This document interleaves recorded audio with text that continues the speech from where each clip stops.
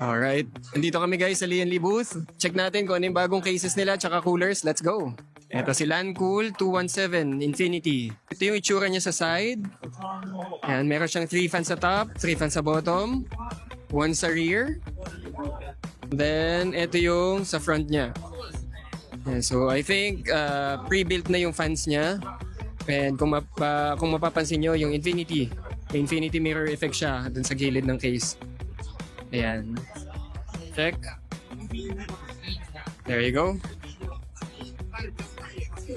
Ito guys, kung sa O11 Mini before, ito na yung pumalit sa kanya.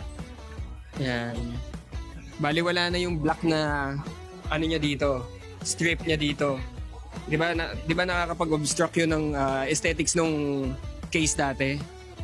Ayan, ngayon clear na siya. Tapos itong bottom fans niya, nakatilt na siya. Ayan. Para mas kita niyo yung aesthetics ng fans. Ayan. So, O11 Mini V2. Ito naman guys, Vector V100. Ito siya. Ayan. Ano yung sounds good? Ayan. Ganda rin. Ayan o. Okay, isa pa. Dalawang bottom fans, 3 fans sa taas, then 3 sa side, 1 sa rear. Ayan. So malaki din yung case guys. 80x tong case na to. Ito naman guys, yung isa pang version ng Vector, V200. Ito, may display sa baba. Ayan.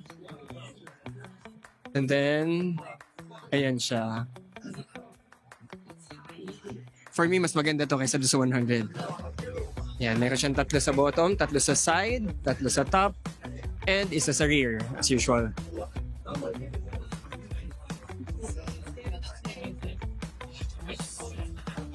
Ito guys, yung smaller version ni Vector V100. V100 Mini. So, pang M80X siya na motherboard. Same fan quantity, pero smaller form factor for the motherboard. Ito guys, yung Hydra Shift 2, bagong version siya since may LCD display. Ito siya in white version. Ayan. Ganda, diba? Tapos may RGB din yung fans niya. Ayan. And then yung outer niya, yung outer finish, meron siya parang metallic finish. Ayan siya.